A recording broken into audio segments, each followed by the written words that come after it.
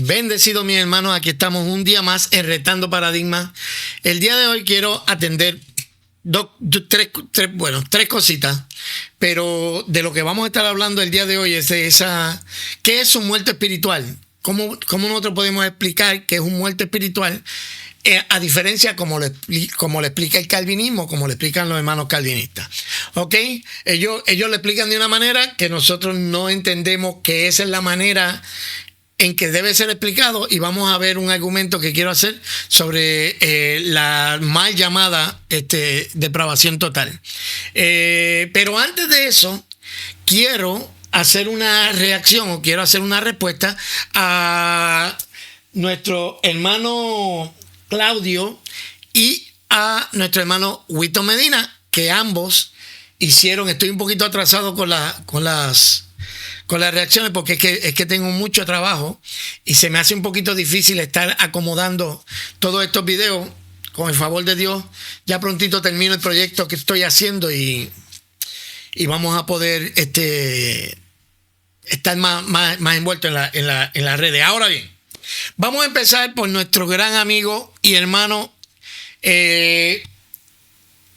Claudio, que hizo un video hablando sobre la soberanía de Dios, pero recuerden que fue Claudio el que nos dijo que Dios le quitó la fe a Satanás para que se convirtieran, o sea, él no dijo que para que se convirtieran en el diablo, para que se convirtiera en un ser malo. Tuvimos esa conversación, puede ir aquí en el canal. Es más, al final voy a poner la tarjeta para que usted vaya directamente a ese video y lo vea. Estuvo muy bueno y ha tenido una buena acogida dentro del canal. Ahora, de la respuesta que le puedo dar al hermano Claudio, él citó, creo que fue a Lutero, él citó un montón de cosas, menos Biblia. La idea de que Dios le quitó la fe a Satanás, él dice esto. Yo no sé, porque yo tengo un concepto de fe distinto. Entonces, el hermano Claudio nos dice, bueno, Dios, cuando Dios hace que alguien crea, porque en el calvinismo es Dios el que hace que la gente crea. Cuando Dios hace que alguien crea en Cristo, pues también le quita la fe en otras cosas. Eso no es lo que estábamos discutiendo, Claudio. Estábamos discutiendo de que de una manera activa Dios le quita la fe a Satanás para que deje de creer en Dios, para que de alguna manera deje de creer en Dios, que Dios activamente lo hace.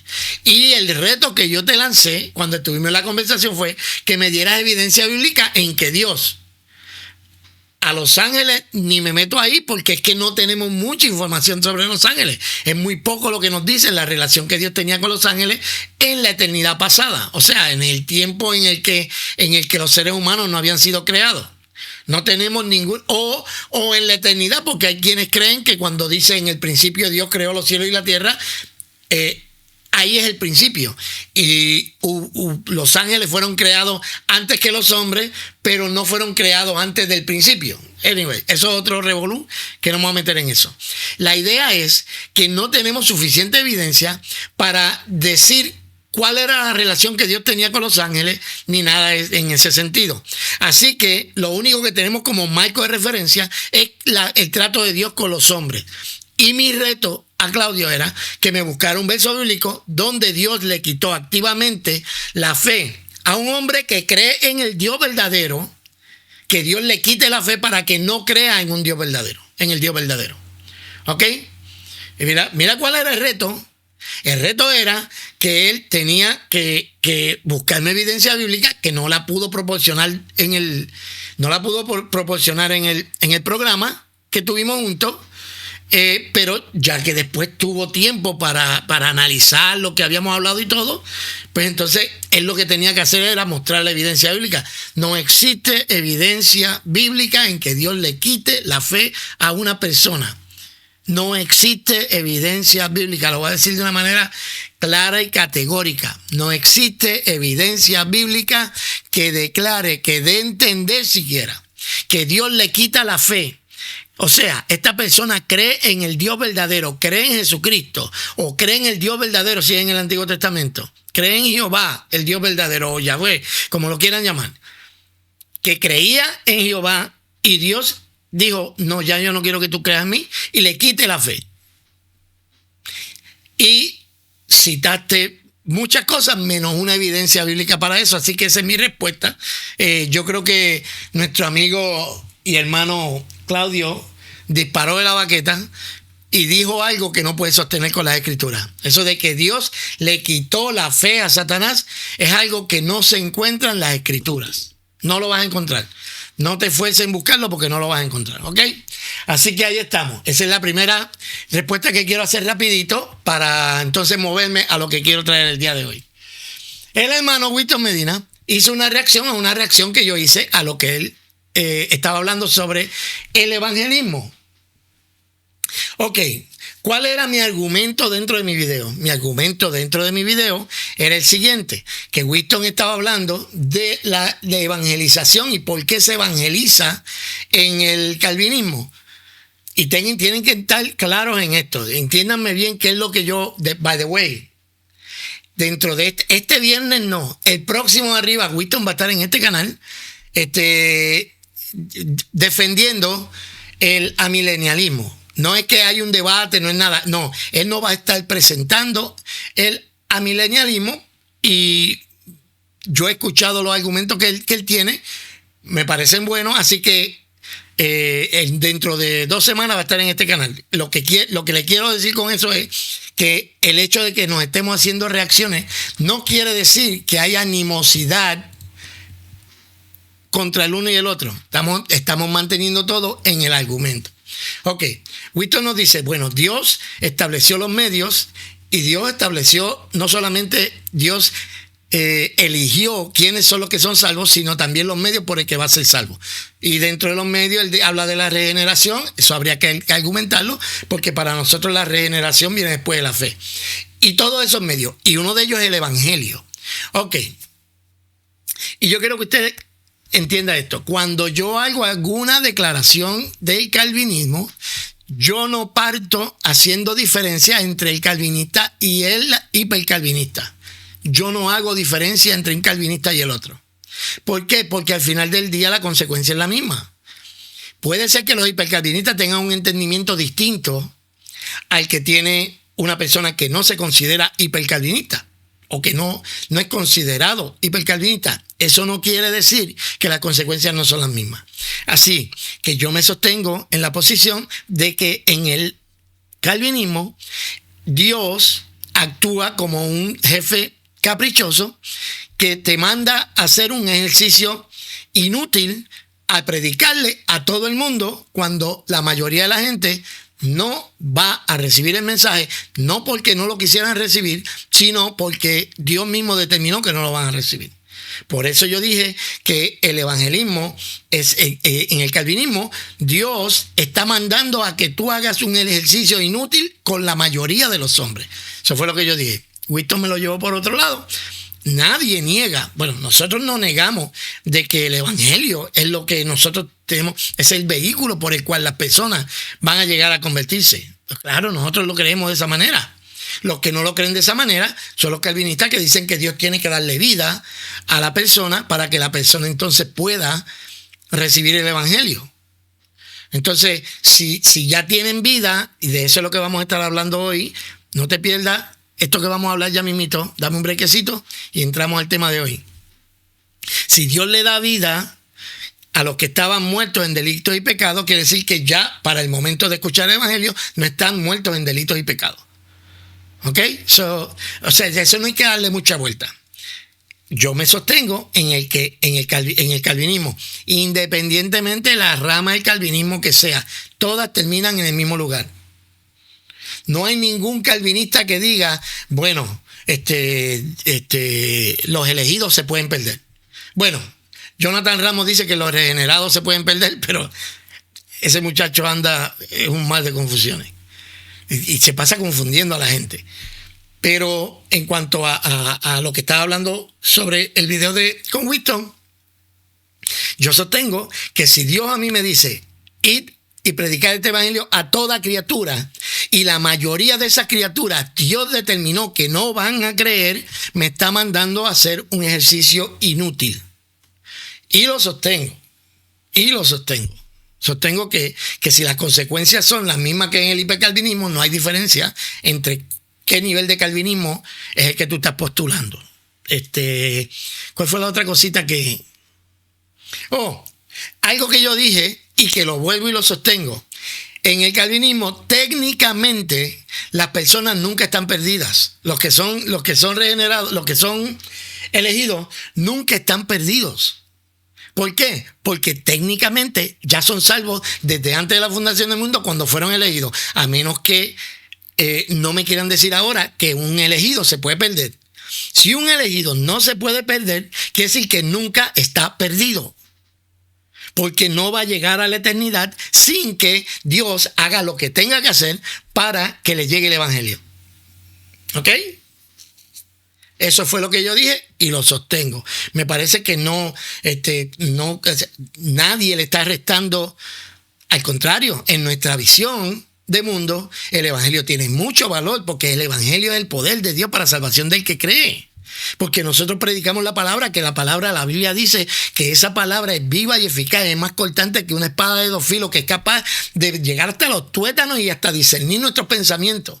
Porque esa palabra no tornará atrás vacía, sino que hará aquello para lo cual fue enviada. Así que el evangelio en nuestra cosmovisión sí tiene sentido, porque yo le puedo predicar a cada criatura, yo le puedo predicar el mensaje del evangelio sabiendo que esa persona, ya Cristo murió por él y que esa persona puede ser salva si pone su fe en Cristo. ¿Ok? Y eso es todo lo que yo estaba diciendo en ese video. Ahora, hay otro video en el que el hermano Whitton también estaba haciendo una respuesta, estaba criticando en el buen sentido de la palabra, un conversatorio que yo tuve con el profesor Junior Pérez. Bueno, vamos a dejar algo claro en cuanto a esto. Yo invito gente a mi canal y ustedes pueden ver por la gente que yo he invitado a mi canal. Cuando llega una persona a mi canal, yo no estoy ahí para debatir con ellos y pelearme con ellos. Yo les permito que digan todo lo que ellos quieren decir y ellos dicen todo lo que ellos quieren decir. El profesor Junior Pérez estaba hablando de que cuando se dice todos, se dice todos. Y lo que se estaba entendiendo eran todos los que de ese mundo que se conocía en ese momento. Yo no tengo problema con esa explicación, ninguna.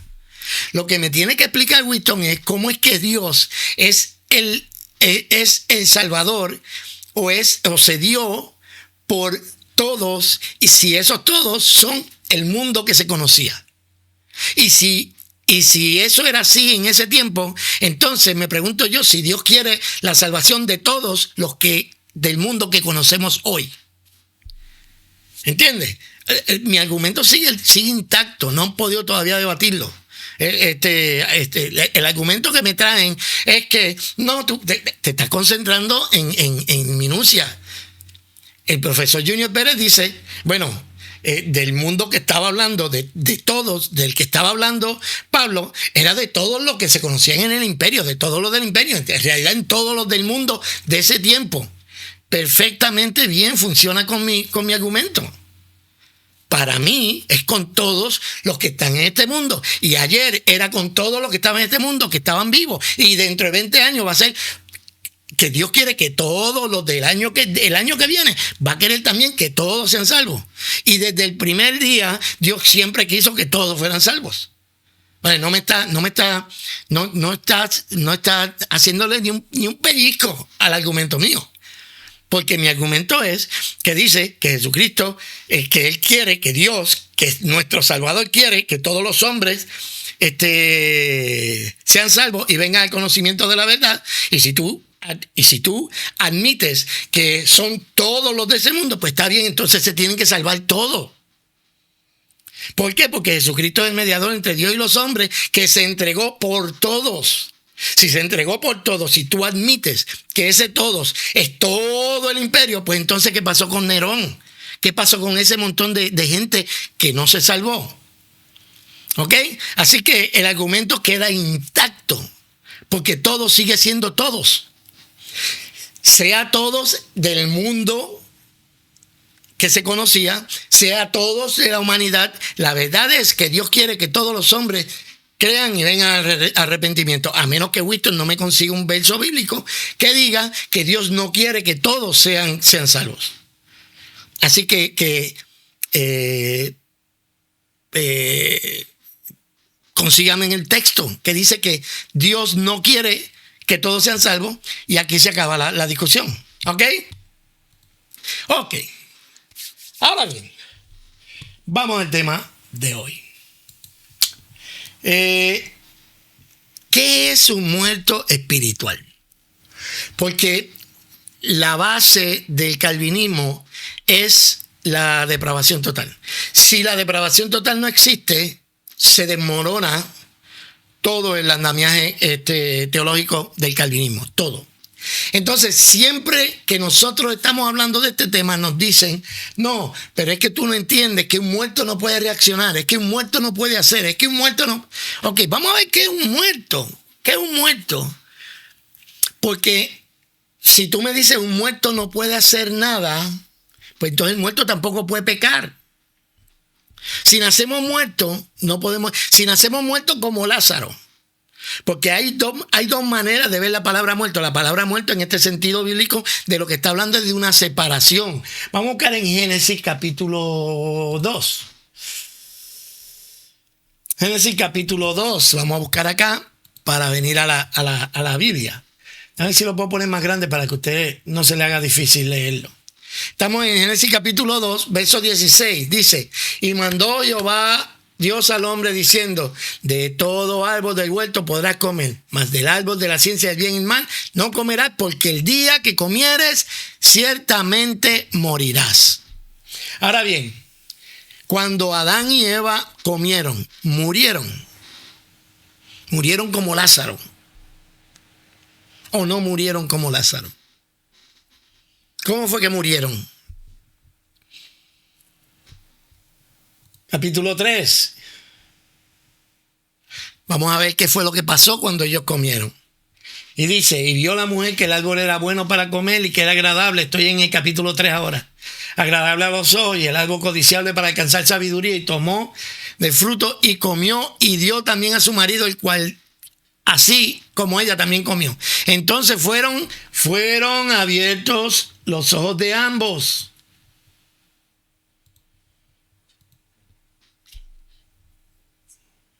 Y conocieron que estaban desnudos. Conocieron que estaban desnudos. Entonces se cosieron hojas de higuera y se hicieron delantales. ¿Qué fue lo que pasó cuando Dios dijo que iban a morir? El día que coma van a morir. La pregunta mía es, ¿que Dios, Adán y Eva murieron o no murieron? Porque no cayeron muertos. Sin embargo, algo pasó. Algo pasó. Y fue que fueron abiertos sus ojos. Se dieron cuenta de que estaban desnudos. Tuvieron una conciencia de pecado. Usted ve, tuvieron una conciencia de que habían hecho algo malo. Es algo que no le había pasado a ellos anteriormente. O sea, ellos habían comido todos los demás árboles, pero en el momento en que comieron esto, se dieron cuenta instantáneamente que llegó un sentimiento de culpa y de vergüenza porque se encontraron desnudos. Y lo primero que hicieron fue ir a vestirse con hojas de higuera y se hicieron delantales. Porque el ser humano eso es lo que hace cuando está alejado de Dios. Porque en ese momento, yo quiero someterle a ustedes que en ese momento murieron. Murieron porque en ese momento, en el momento en que la culpa los arropó, en ese momento ellos murieron espiritualmente.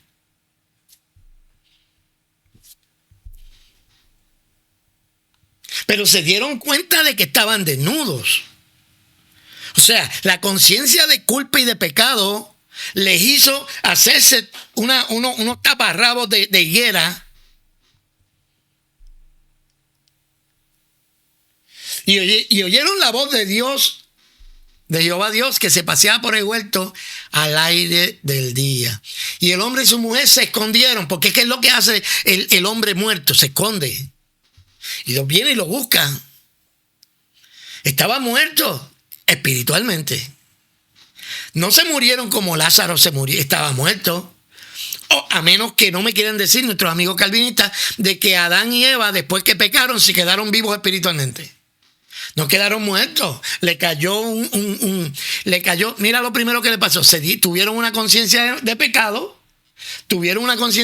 Sus ojos fueron abiertos, se dieron cuenta de que estaban en pecado. Lo primero que hace el pecado es que los cubrió de vergüenza y ellos se trataron de tapar. Y podemos pensar que el ser humano, cuando está muerto en delito y pecado, siempre se está tratando de tapar con su propia justicia. Entonces oyeron a Dios y se escondieron. ¿Por qué? Porque estaban muertos espirituales. Se escondieron delante de la presencia de Dios entre los árboles de huerto. Mas Jehová llamó al hombre y le dijo: ¿dónde andas tú? Dios no está buscando aquí. Dios aquí no está buscando información. Dios sabe dónde estaba el hombre. Pero está buscando una respuesta del hombre.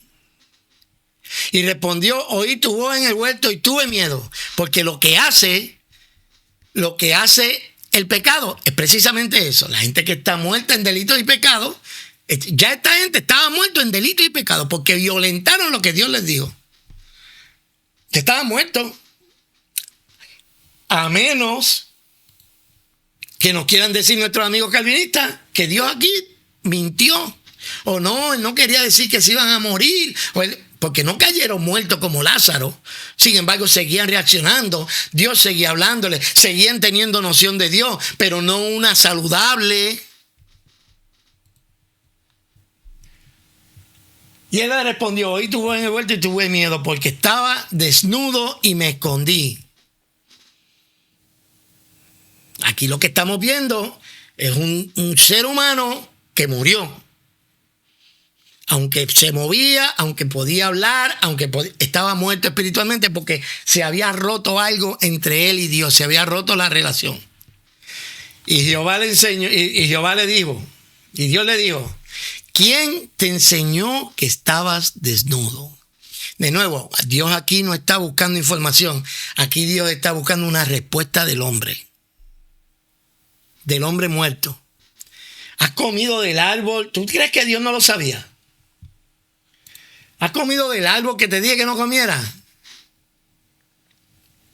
¿Y qué hizo el hombre? Empezó a justificarse de ahí en adelante. Así que, si tomamos como ejemplo la primera pareja, ciertamente murieron. Pero, ¿qué pasó cuando murieron ese día que comieron?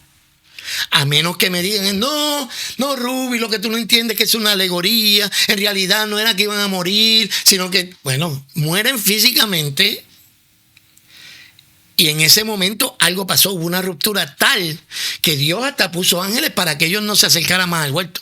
Hubo una separación. Lo que antes le era permitido hacer, ahora ya no le es permitido hacer. Ya no pueden andar en el huerto. Ya Dios los expulsó del Edén. ¿Por qué? Porque desobedecieron. El día que comieron, murieron. Y se creó una división. Y Dios vino y le puso ropa de un animal, unas pieles de animal, que lo que significa es la justicia de Cristo, que iba a cubrirlos cuando Dios cumpliera todo lo que iba a cumplir. Ahora bien, nuestros buenos amigos calvinistas nos llevan: no, el hombre no puede entender porque el hombre está muerto en delitos y pecados. Vamos a ver dónde dice la Biblia eso, en uno de los lugares que más nos traen para entonces analizarlo. Ok, vamos a ver.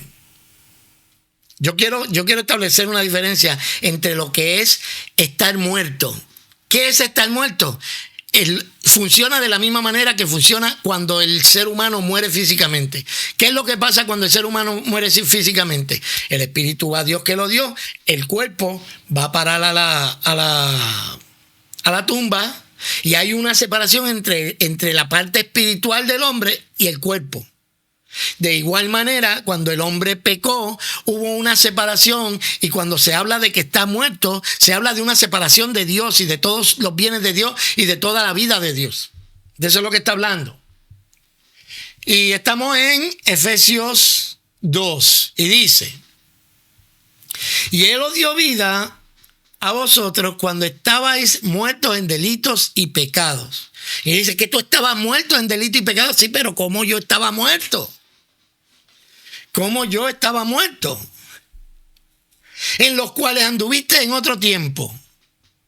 Anduve en pecado, pero yo estaba muerto como Lázaro. Vuelvo y repito, el que está muerto como Lázaro no puede hacer ni el bien ni el mal. ¿O no será que son nuestros pecados los que crean esa muerte, esa separación con Dios? Porque la Biblia dice que por cuanto todos pecaron, están destituidos de la gloria de Dios. Es porque todos pecaron. No es porque tienen una inhabilidad para escuchar a Dios y nacieron ya pecadores. No, por cuanto todos pecaron, están destituidos de la gloria de Dios. Y dice, en lo cual anduviste en otro tiempo siguiendo la corriente de este mundo. Es una acción que hacía el hombre de manera constante hacia el mal, pero era una que hacía. Pero ¿cómo puede estar muerto como Lázaro? Que es un muerto, porque los muertos no hacen ni bien ni mal. Y estoy llevando al ridículo la analogía para que ustedes vean que no sostiene debate. No sostiene debate. ¿Por qué? Porque si estaban muertos como Lázaro, Lázaro no podía hacer ni lo bueno ni lo malo. Nada podía hacer Lázaro.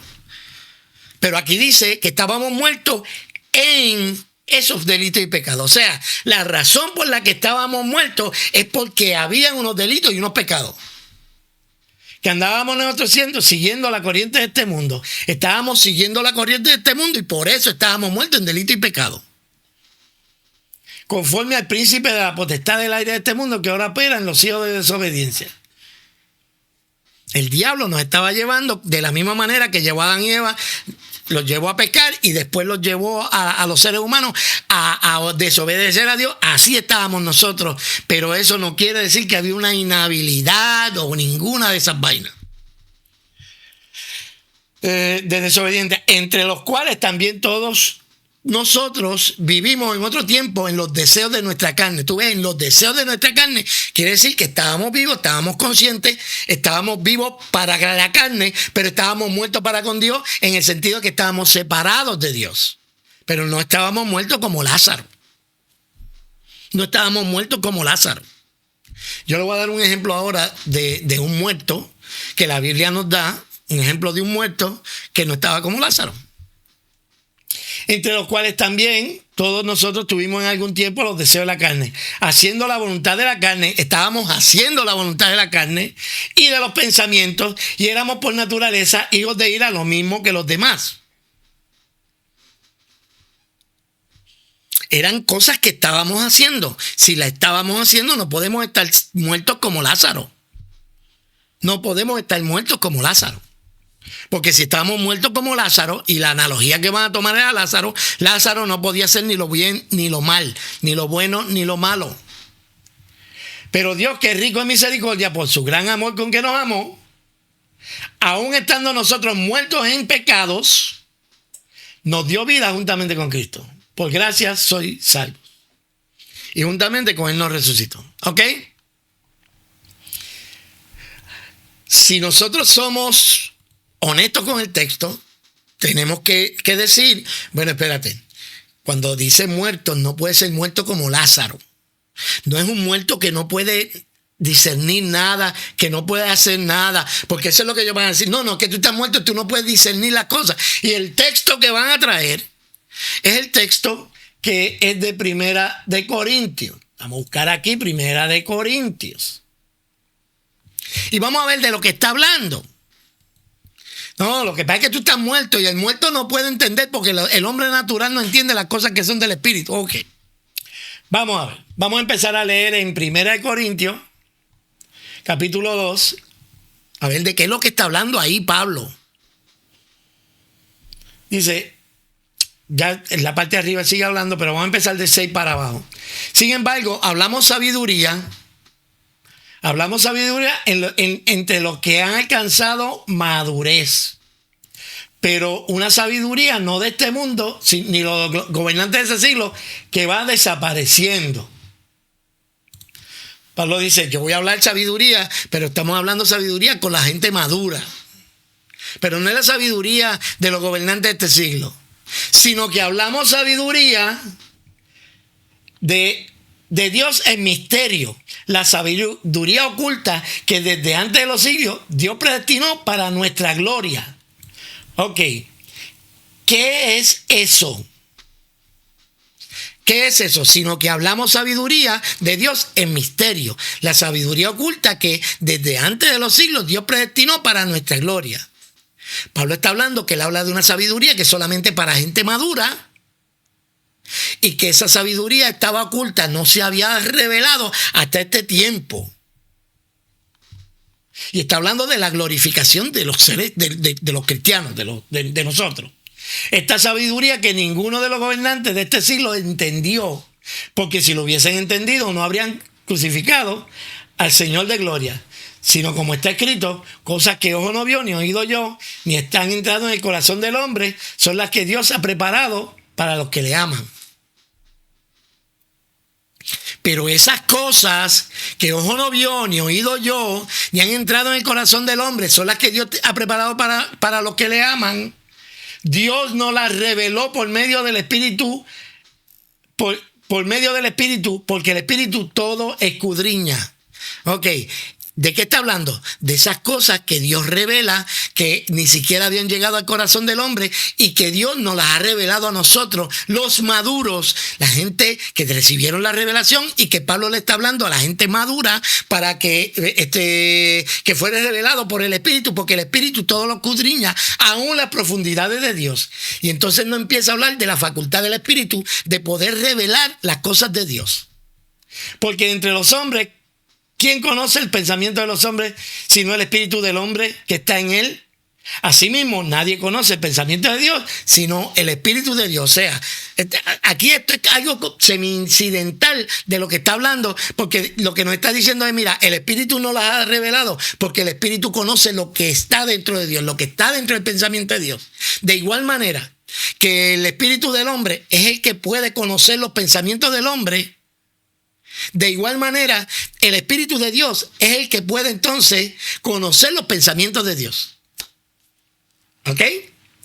Y nosotros hemos recibido no el espíritu del mundo, sino el Espíritu de Dios, para que conozcamos lo que Dios nos ha dado gratuitamente. ¿De qué está hablando? De las cosas que viene hablando desde arriba, cosas que ojo no vio y que oído no oyó, ni que han entrado al corazón del hombre, que son las que Dios ha preparado para los que le aman. De lo cual también hablamos, no con palabras enseñadas de sabiduría humana, sino con las enseñadas por el Espíritu, combinando pensamientos espirituales con palabras espirituales. Pero el hombre natural, y aquí natural es no espiritual, el hombre que no es espiritual no acepta las cosas del Espíritu de Dios, porque son necedad. Cuando usted viene a hablar y usted dice, Dios, Cristo vino a preparar. Si tú le vienes a un inconverso y tú le dices, en el cielo hay una morada que Cristo, él no te va a entender, eso parece locura. Pero aquí no está hablando de que si tú le predicas el evangelio a una persona regular, que no lo va a entender, que tiene una inhabilidad para comprender el evangelio. Esto no es lo que dice aquí. Aquí está hablando de asuntos que tienen que ver con la madurez de la iglesia, porque está diciendo que las cosas que él le dice desde arriba, ya. Sin embargo, hablamos sabiduría entre los que han alcanzado madurez. Pablo le está hablando a los que han alcanzado madurez en la iglesia. Y por supuesto, las cosas pertinentes a la gloria venidera de la iglesia no la puede entender ninguna persona que no sea cristiana. Pero lo que aquí no dice es que no puede entender el evangelio. Aquí no dice que no puede entender el evangelio. De lo que está hablando es de la sabiduría que Dios ha dado a la iglesia para que se hable, y Pablo se le está hablando a los que son maduros en el Señor. Así que este texto no les sirve para decir que una persona no puede entender el evangelio o que está inhabilitado para comprender el evangelio. No, eso no es lo que dice el texto. El texto tiene un contexto, y en el contexto aquí nos está hablando de gente que no puedan entender el evangelio, sino que no pueden entender lo que Dios le ha otorgado a la iglesia. que son cosas que ojo no vio, ni que oído yo, y que todavía no han llegado al corazón del hombre, que son las que Dios tiene reservadas para los que le aman. Estamos hablando de la revelación de las cosas que Dios tiene para los que le aman. Eso el hombre natural no lo puede entender. Aquí no está hablando del evangelio. Así que no me vuelvan a usar ese verso, porque ese verso tampoco les sirve. Ahora, vamos a darle rapidito a esto. Vamos a hablar de un muerto en la Biblia que yo creo, en mi opinión, este es el tipo de muerto del que está hablando la Biblia cuando dice que estábamos muertos en delito y pecado. Y es la parábola del hijo pródigo. Se encuentra en Lucas capítulo 15. Hace un calorcito aquí en la Florida, bravo. Y este cuarto es el menos que le da aire.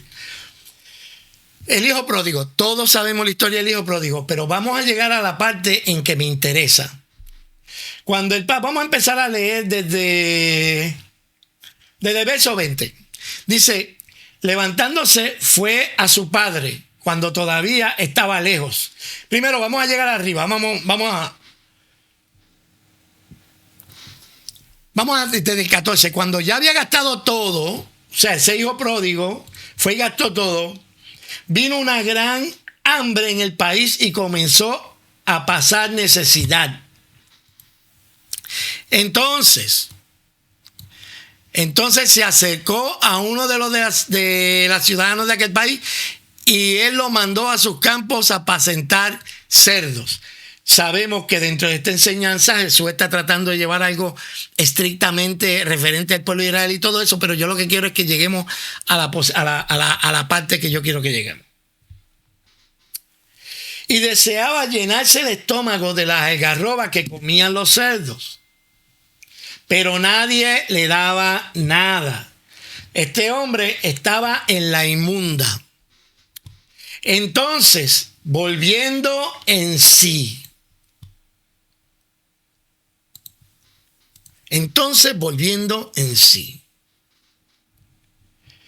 dijo, ¿cuántos trabajadores en la casa de mi padre tienen pan de sobra, pero ya aquí perezco de hambre? Me levantaré, iré a mi padre y le diré, Padre, he pecado contra el cielo y contra ti, y yo no soy digno de ser llamado tu hijo. Hazme como uno de tus trabajadores. Levantándose fue al padre cuando todavía estaba lejos, pero su padre lo vio y sintió compasión por él y corrió y se echó a sus brazos y lo besó, en su cuello, y lo besó. Esa es la grandeza del amor de Dios. Y el hijo dijo, Padre, he pecado contra el cielo y contra ti, no soy llamado de tu hijo. Pero el padre dijo a su siervo, mira, que ni terminó el discurso que venía preparando. El padre dijo a sus siervos, pronto, traigan la mejor ropa y vístanlo. Póngale un anillo en su mano y sandalias en sus pies. Traigan el becerro engordado y mátenlo y comámonos y regocijémonos. Aquí viene. Porque mi hijo estaba muerto. En griego es la misma palabra. Muerto en delito y pecado y muerto aquí es la misma palabra. Así que no pueden venirme con el exégesis y con una sintaxis. No. Está hablando de muerto. Para con el padre, el hijo pródigo estaba ¿qué?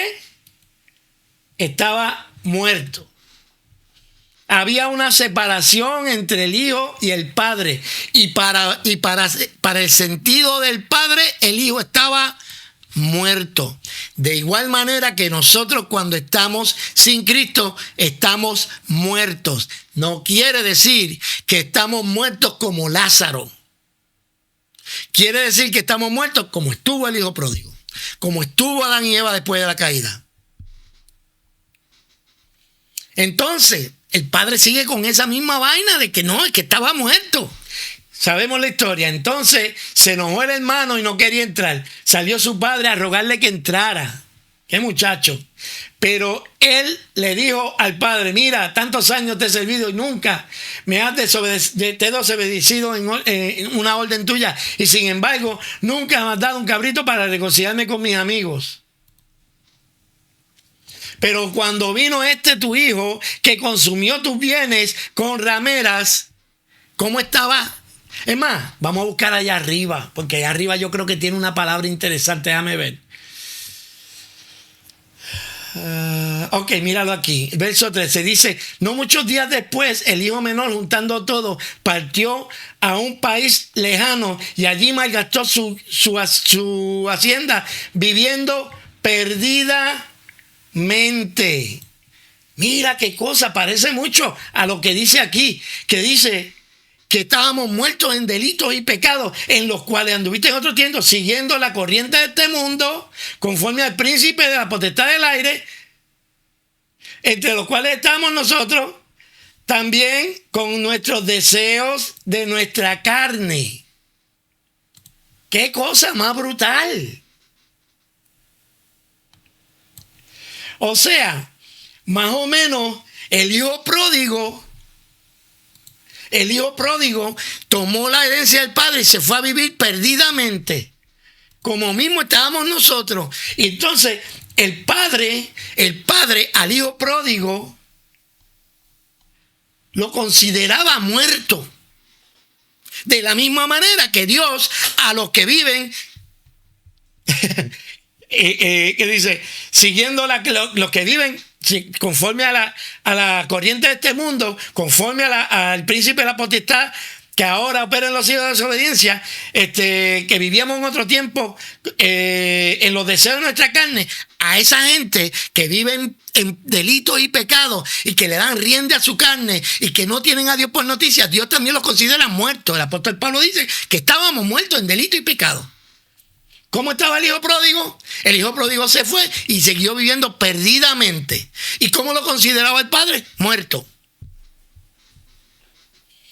Y seguimos acá con la narración. Pero cuando vino tu hijo, aún el hermano sabía, este estaba viviendo perdidamente por allá y tú vienes y le haces una fiesta. Y el padre dice, verso 32, pero era necesario hacer fiesta y regocijarnos porque tu hermano estaba muerto. ¿Por qué estaba muerto el hijo pródigo? Porque en relación con el padre había una separación. La actitud del hijo separó al padre del hijo. En el caso de nosotros, nuestro pecado separa a Dios del hombre. ¿Quiere decir que estamos muertos como Lázaro? No quiere decir que estamos muertos como Lázaro, porque Lázaro no podría cometer ningún pecado. El que está muerto como Lázaro no puede cometer pecado. No puede vivir conforme a los principios del príncipe de este mundo. No lo puede hacer porque está muerto. ¿Por qué, si está muerto como Lázaro, por qué el diablo se lo tiene que llevar y embaucarlo para que se muera? No tiene sentido. Ok. Vamos a seguir acá. Vamos a hablar de ciertas cositas. Vamos a hablar de gente muerta. Y terminamos con esto. Volvemos a Génesis. Génesis 4 dice: y el hombre se unió a su mujer, Eva, su mujer, y ella concibió y dio a luz luz a Caín, y dijo: he adquirido varón con la ayuda del Señor. Después dio a luz a Abel, su hermano, y Abel fue pastor de ovejas y Caín fue labrador de la tierra. Al transcurrir el tiempo, Caín trajo al Señor su ofrenda del fruto de la tierra. Fíjate que este hombre están muertos los dos. Caín y Abel, los dos están muertos. ¿Están muertos cómo? Están muertos como estaba el hijo pródigo. Muertos en delitos y pecados. Allí no había nadie justo.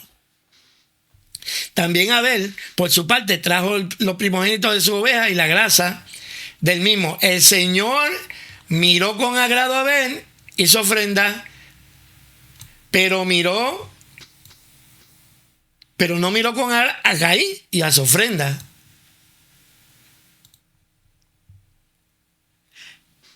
Uno lo hizo con fe y el otro no lo hizo con fe. Dos personas que están totalmente depravadas, muertas en delitos y pecados.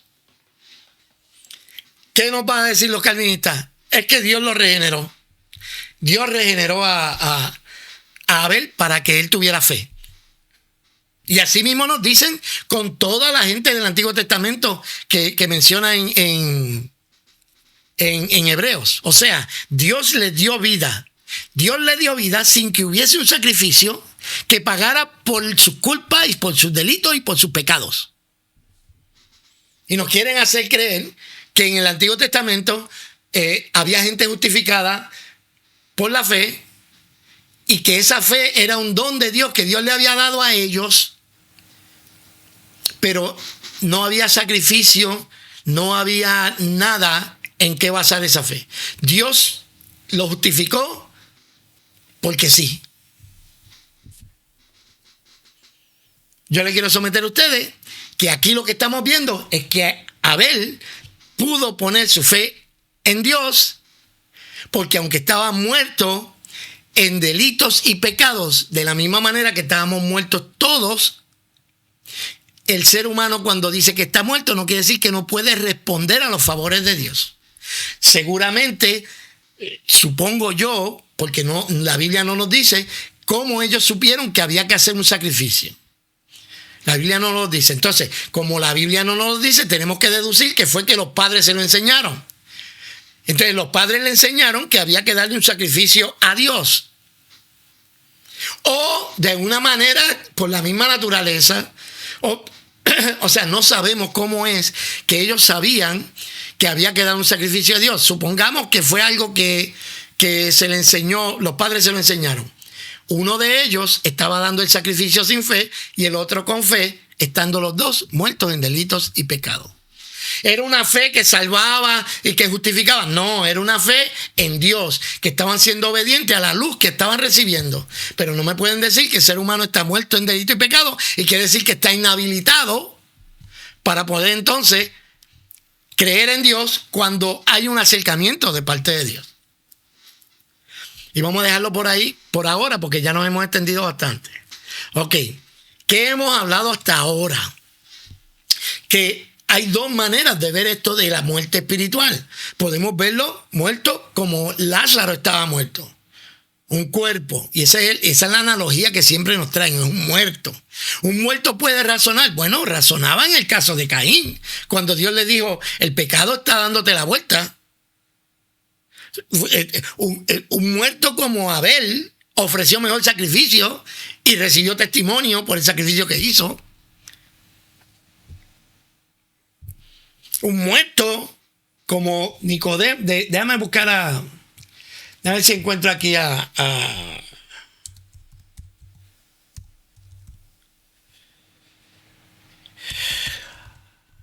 vamos a buscar aquí a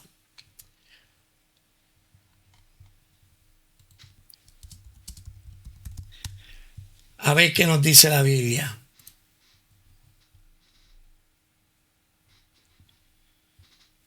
Ok, vamos aquí. Estas son las cosas que nos tienen que explicar los calvinistas. Hechos 10. Dice, había en Cesarea un hombre llamado Cornelio, centurión de la compañía llamada La Italiana. ¿De qué estamos hablando aquí? Estamos hablando de una persona que no es cristiana, no, es pagana. Pero ese hombre, aunque no pertenecía al pueblo de Israel, era piadoso y temeroso de Dios con toda su casa.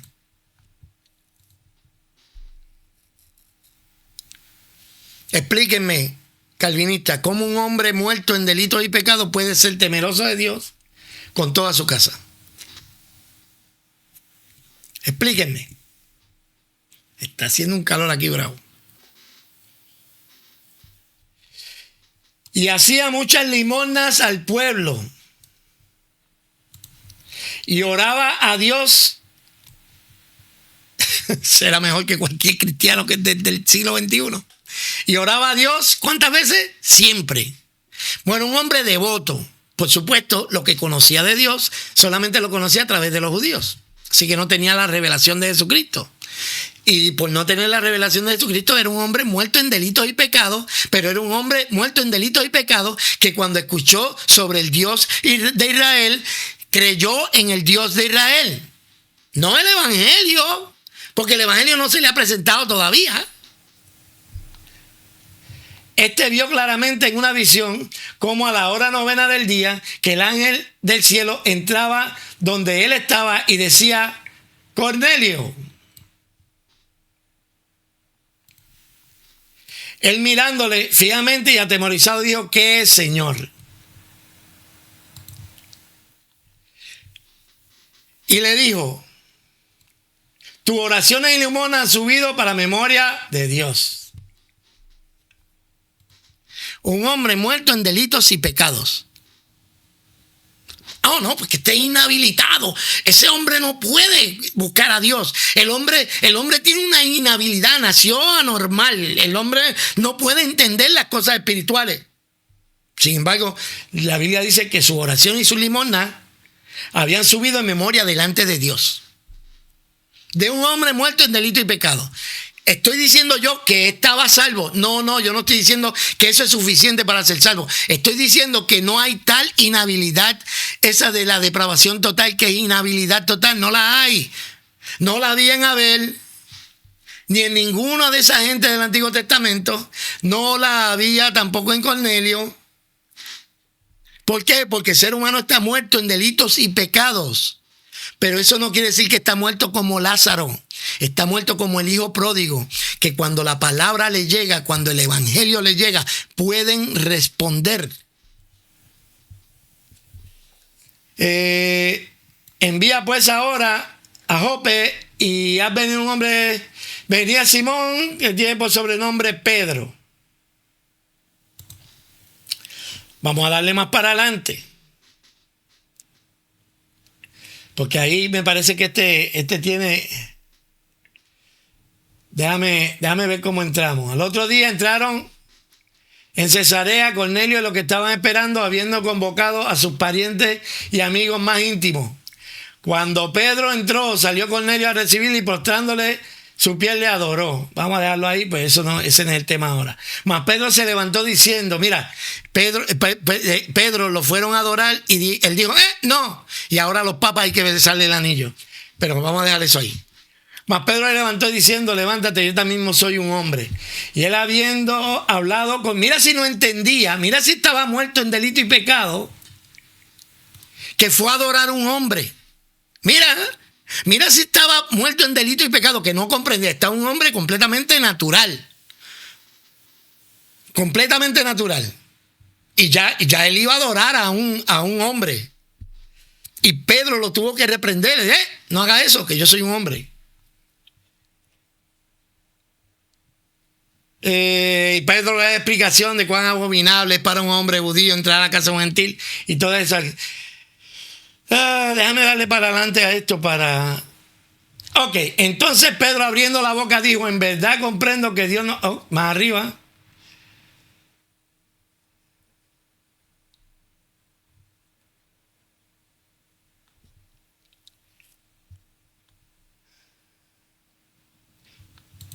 Entonces Pedro abriendo la boca dijo, en verdad Dios no hace acepción de personas, sino que toda nación sino que en toda nación se agrada de que le teme y hace justicia. Pero ¿cómo va a hacer eso? Si son seres que están totalmente depravados. Esa gente no pueden entender. Dios envió mensaje a los hijos de Israel anunciando el evangelio de la paz por medio de Jesucristo. Este es el Señor de todos. Ya le están metiendo a Jesucristo dentro del tema. Y vosotros sabéis lo que se divulgó en toda Judea, comenzando en Galilea, después del bautismo que predicó Juan. Cómo Dios ungió con el Espíritu Santo y con poder a Jesús de Nazaret, y cómo éste anduvo haciendo bienes y sanando a todos los oprimidos por el diablo, porque Dios estaba con él. Y nosotros somos testigos de todas las cosas que Jesús hizo en la tierra de Judea y Jerusalén, a quien mataron colgándole un madero. A este levantó al tercer día e hizo manifestarse, no a todo el pueblo, sino a los testigos que habían ordenado de antemano a todos nosotros. Comimos y bebimos con él después que resucitó entre los muertos. ¿Qué está pasando aquí? Un hombre muerto en delitos y pecados daba ofrenda a Dios y Dios se agradó de su ofrenda. Un hombre muerto en delitos y pecados escuchó del Dios de los judíos y lo entendió y aunque no tenía la fe salvífica, creyó, era fiel a la luz que se le había dado, pero ustedes dicen que no, que ese hombre no puede atender para nada.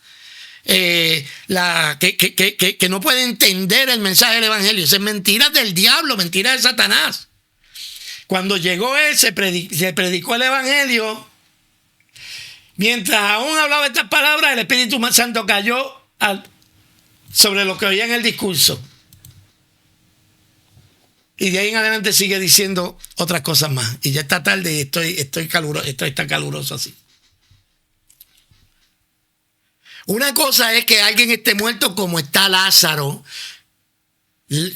Esa es la analogía. Porque Lázaro no puede entender, nadie lo puede llamar. Lázaro no vio a sus hermanas llorando. Lázaro no vio a Jesús llorando frente a la tumba. Pues claro que no lo vio porque estaba muerto, estaba completamente muerto. Pero cuando dice la Biblia que estábamos muertos en delito y pecado, no dice que estábamos muertos de la manera en que Lázaro estaba muerta. Más bien nos da a entender que estábamos muertos en delitos y pecados, así como el hijo pródigo en relación con el padre estaba muerto. Así que, por lo menos este es el argumento contra la depravación total y esa inhabilidad total. Yo creo que el ser humano y todos los caminos del ser humano están depravados y están corrompidos. Yo lo entiendo. Pero sí el hombre, por tener la imagen de Dios, puede responder al evangelio cuando el evangelio le es predicado. ¿Por qué? Porque el evangelio es poder de Dios para salvación a todo aquel que cree. ¿Ok? Porque la palabra de Dios es viva y es eficaz y es más cortante que una espada de dos filos, que es capaz de romper hasta los tuétanos y discernir nuestros pensamientos. Porque esa palabra va a ser todo aquello para lo cual es enviada. Así que a un ser muerto en delitos y pecados, cuando se le presenta el evangelio, esa persona puede entenderlo y esa persona puede decidir si acepta el regalo de Dios en Cristo o si lo rechaza, sin necesidad de la coerción calvinista en que Dios tiene que darle vida para que ellos entonces puedan entender el evangelio. Eso es completamente foráneo a la verdad bíblica. Ya llevamos mucho tiempo. Si estás de acuerdo conmigo, dale un like. Si estás en desacuerdo conmigo, dame un dislike. Déjame saber en los comentarios en qué estoy equivocado. Dime, ¿qué tú crees? ¿Será que Dios dice de verdad que estamos como Lázaro o estamos como el hijo pródigo? Que con el poder del evangelio podemos caer en nuestro sentido y rendir nuestra vida a Cristo. Déjame saber. Nada. Ahí te la dejo para que la pienses. Nos vemos en los comentarios.